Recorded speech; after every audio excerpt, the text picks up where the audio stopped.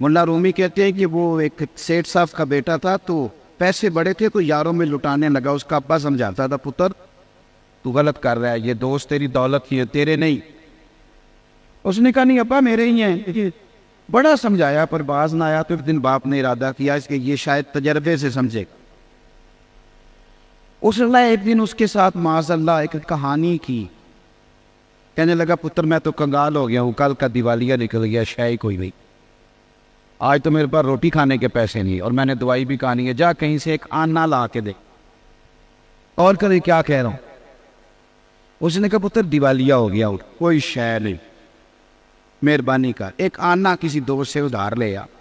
वो गया, एक दोस्त से कहा यार एक आना दे दो, उसने दे दिया। दूसरे दिन फिर अब्बा ने कहा, गरीब लोग बाहर कुएं से पानी लेने जाते थे और अमीरों ने घर में कुएं खुदवा लिए होते थे। जो अमीर होते थे उनके सेन में कुआं होता था, औरतें बाहर ना जाएं।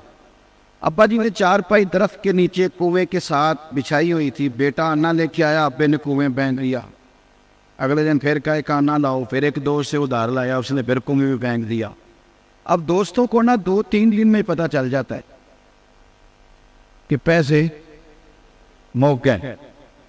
तो मैं चूंकि मुसाफिर हूँ तो मैं बड़ा कुछ सीखता हूँ। एक ट्रक के पीछे एक दफ़ा लिखा हुआ था कि पैसे मौके थे सर्जन रोज गए, ये भी होता है। अब वो पैसे खत्म हो गए, दोस्तों को पता चल गया, कंगाल हो गया, रोज रोटी कौन खिलाए। अब वो दोस्त जी चुराने लगे, उसे कह दो मैं घर नहीं। अब वो बेचारा पता था कि अब तो यार मेरे बात ही नहीं सुनते। सवेरे उठा, अब्बे ने शाम को आना मांगना है, सारा दिन मजदूरी की, छाले फट गए, कभी काम पे गया नहीं। अब शाम को लाके अब्बा जी के हाथ में एक आना थमाया तो अब्बा जी ने फेंका कुएं में। तो बेटा चिल्लाया, कहने लगा अब्बा आपका दिमाग तो नहीं जल गया थे, अजीब आदमी हो, मैं रोज आना ला के देता हूँ, कुएं में फेंक देते हो।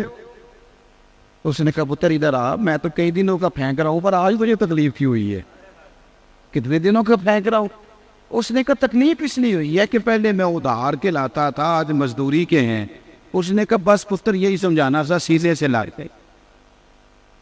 जब तेरा मैंने मजदूरी का एक काना ज़ाया किया तो तुझे तकलीफ हुई है, तो मेरी मेहनत के तो रोज ही ज़ाया करता है, तो मुझे भी तकलीफ होती।